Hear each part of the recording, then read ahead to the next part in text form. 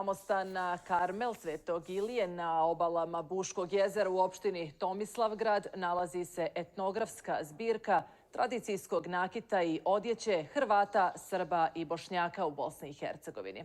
Kako su otac Zvonko i umjetnički fotograf iz Sarajeva Jasmin Fazlagić trajno sačuvali bogatstvo različitosti.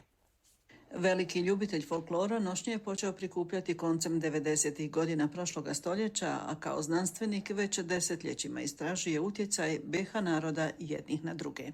To istraživanje odvelo ga je do Šujice, a mi smo na lokalitetu koji ambijentalno odgovara priči nazočili stvaranju dijela koje govori o tome kako su Bošnjakinje tradicionalno vezle pokrove za djevojke katolkinje.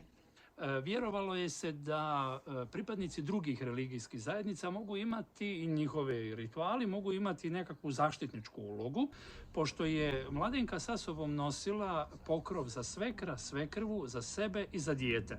Jer jednostavno to je bilo vrijeme kada je puno žena mladih umiralo u porodu. A u tom kontekstu vezova stvarale su se i određene komunikacije između katolika i muslimana u Šujici, pa i prijateljstva kroz šišana kumstva. U Šujici još uvijek ima dosta živih i relativno mladih ljudi kojima su šišani kumovi katolicima muslimani i obrnuto. Ali ovo je bilo baš onako specifičnost koju nisam nailazio u drugim mjestima kroz Bosnu i Hercegovinu unutar tih interetničkih i interreligijskih odnosa koji su bili. Sa željom da te lokalne specifičnosti pokaže na fotografiji, pozvao je svog dugogodišnjeg suradnika, umjetničkog fotografa Jasmina Fazlagića.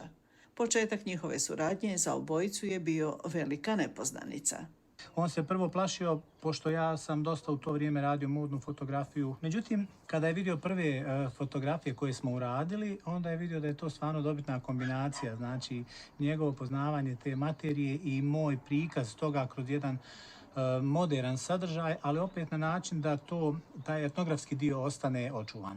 Kroz cijeli niz projekata različitih tematskih sadržaja nastalo je na stotine iznimnih fotografija i za prošlost i za budućnost, a Jasminova i Zvonkina suradnja prerasla u pravo prijateljstvo.